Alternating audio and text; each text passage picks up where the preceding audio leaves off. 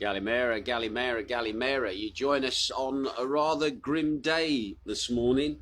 Looks like the weather is on a turn for the worst.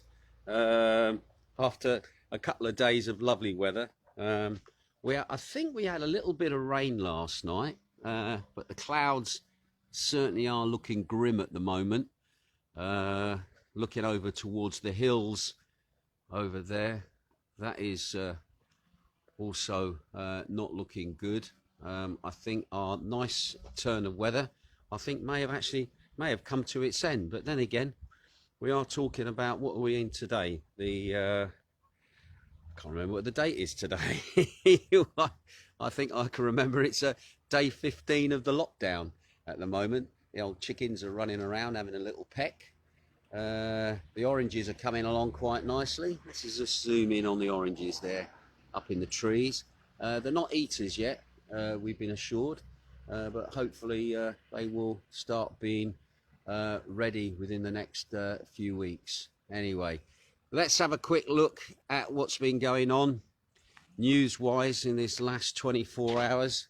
Not good news in Greece at the moment, and I've just noticed that my little switch around doesn't seem to be there either, so that you can actually see my face.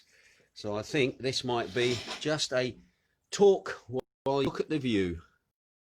Let me just see if I can zoom out a bit. No, it's not even letting me zoom out at the moment. So anyway, let's have a look at the date. Well, the date today is the 21st of November. That's the first thing I better say. Day 15 of the lockdown. Just to let you know that my show went up yesterday. I did it live. I had quite a good turn up in the chat rooms live. Unfortunately, the internet again was running really slow and playing up. However, I did back the show up with the recording, and then I uploaded the recording yesterday evening. It managed to go up, and it is now there for you to listen to on Mixcloud. It's on Twitch, but the Twitch is done live, and the quality is not very good on Twitch, all right, but definitely very, very good on Mixcloud. And also a big thank you to Sam Curtis, who was in the chat room yesterday. I know he's watching now, so morning to you, Sam. Right, what's been going on then in the last 24 hours? Well, first of all, let's just give you the rundown of the COVID cases then. 5,581 new cases of the virus yesterday, which is down on the day before, to be honest.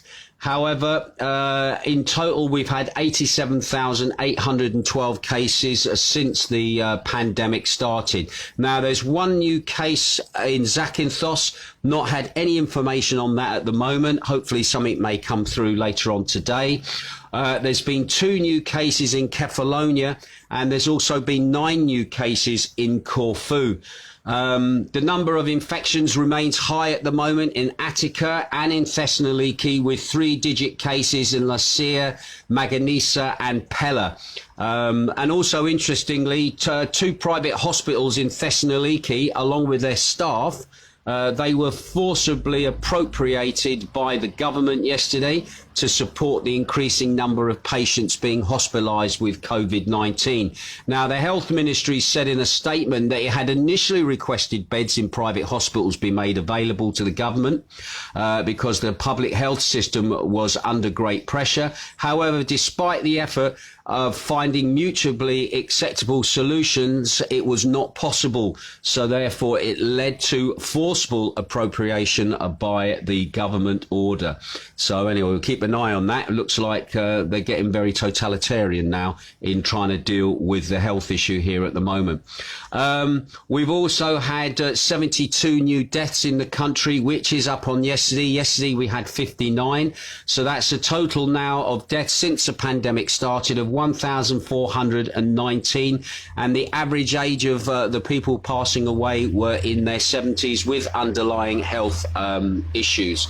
Now, Going back to the ICUs, 519 people are in ICUs across the country, which is a high at the moment, a record high. No news on the two 27-year-olds who are in ICU. These two guys are quite interesting because they had no underlying diseases. They didn't have any health problems at all. And in the last few days, it has shown a steady, slow increase in the average age of new cases, which is estimated to be an average decrease in ages, which is at the moment estimated to be at 45 years of age. All right. And the total number of people who have been in IC or in hospital at the moment with the virus actually is 4,000 cases at the moment that in hospital, not ICUs. All right. Anyway, to help take the pressure off northern hospitals, the government, despite forcibly overtaking private hospitals, on Thursday, a specially converted train consisting of 6 coaches arrived in the northern city of Thessaloniki, bringing transferring patients into hospitals there from other parts of the country. So they're using hospital trains now here, which is like something from World War II, isn't it? Which was rather interesting. Anyway, the Greek health authorities said they have conducted 2,200,427 PCR tests, and they've also conducted 141,237 rapid antigen tests since the pandemic started way back, all right, at the beginning of the year. Just want to remind people that the more testing you do, the more you're going to find. Just because you test positive doesn't necessarily mean that you have the disease, that it will actually kill you. You may have small symptoms. However, a lot of people are saying now that people should only really start being tested if they show major symptoms and obviously turn up at the hospital. Again, testing is a controversial matter as well, the way that it's conducted, because again, the testing is being used to ramp up the hysteria over the virus as well. Anyway, interestingly enough, yesterday, Zakynthos residents could get a rapid antigen test from the Greek Health Authority in a drive-through. Yeah, that's right. Greece has got its first drive-through testing. Basically, the police were there to basically see if people wanted to be tested. The sampling actually took place outside the Chinese shop next to my market, just by the Five Ways traffic lights. Police were pulling people over, asking if they wanted to be tested. They could have the test and just sit in their cars for the results. So maybe that could be where this one person who tested with COVID virus may have come from. So anyway, interesting to see the police are out now testing. Not only are they out testing at the moment, but the Zakynthos Police confirmed on Friday they had booked 12 people for non-compliance of coronavirus measures. The violations included travel without documents, also as well as not wearing masks, and the police said this is the largest number of people that they have done within the last few days. So anyway, we'll keep an eye on that one. Anyway, there's been some more figures being released about how the economy of the country's been doing. Tourism is probably the sector that has suffered most from looking at the new figures from the coronavirus. In July to September period, traditionally the strongest for the industry, the turnover was just 1.55 billion euros, which was down 61.4% from the same time last year. In the first 9 months, tourism saw its takings drop by 12.6 billion year on year, with revenues reaching only 3.5 billion. So yeah, and we've got all this stuff to pay for. Anyway, the major blow has also been to the food service, which is considerable, with the January to September suffering a 55.2% annual slump. Obviously, with all the restaurants and bars being shut, that's one of the reasons. And also, don't forget the suppliers of food, the companies who actually make the deliveries. They've obviously seen a downturn in business as well. Now, in contrast, as to be expected, it seems that there's been an increase by 30%, and this has been going up 30% year on year, of the online market.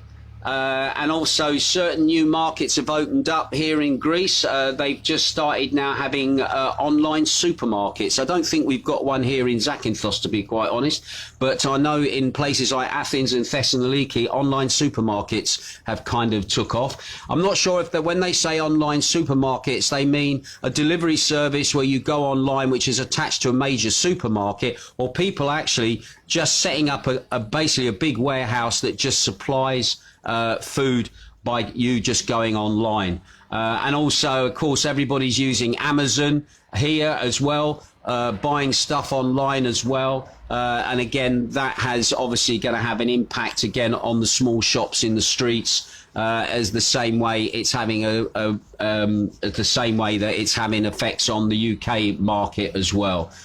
Anyway, a little bit more information regards the 14 illegal migrants that were arrested on Forcibly beach the other day. It turns out, obviously, as I'd already first explained, that the migrants were mainly from Kurdistan, Iran and Turkey. And now they were actually found or discovered at 8 p.m. on the Wednesday night. Now, whether this was a tip-off or whether this was somebody just got lucky or somebody saw something out of the ordinary, that hasn't been revealed. But anyway, according to the information that has been released, they were to have been picked up by boat bound for Italy. Now, whether this boat was going to turn up or not, that is the question. But anyway, the Zakynthos Police station said yesterday that all their details were taken. They had been released with a 30-day deadline to leave the country, not the island, but to leave the country. How these people are going to get away, I don't know. But again, we'll keep an eye on this story at the moment. Whether they got a COVID test or not, I don't know either. Somebody asked me that question as well. Right, that's it. That's all the news I've got for you for today. Let's just have a quick look and see who's tuning in at the moment. I've seen a few familiar names and faces coming up. Tracy and Mitchell, lovely to have you tuning in as well. Sam Curtis is watching. Nice to have you in, Sam. What's the weather like in Brighton at the moment? Is it better than ours? It looks like it's going to rain in a minute. Alan Woodhouse is watching as well. Nice to see you, Alan. Andy Dance is watching as well. Philip Ellis is watching. Mark Stewart is watching as well. Gina Ellen Yap is watching too. Nice to have you. Tracy M. Mitchell says, morning, not nice in, is it Illigan? In Redruth, Cornwall, for the past few weeks. Cornwall, lovely place, loved it down there, especially down Newquay, great area. Donna Mills is watching as well.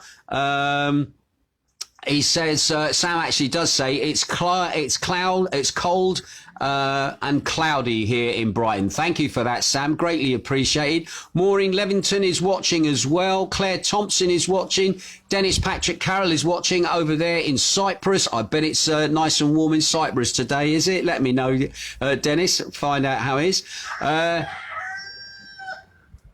I shall check that for you, Sam. Sam just says your show from yesterday is only playing the first 3 minutes of yesterday's show on Mixcloud, then it's stopping. I'll check that out. It was running all right yesterday. I know because we were sat and reviewing it last night, Jane and I. I will check that out. Thank you for that, Sam, bringing that to my attention.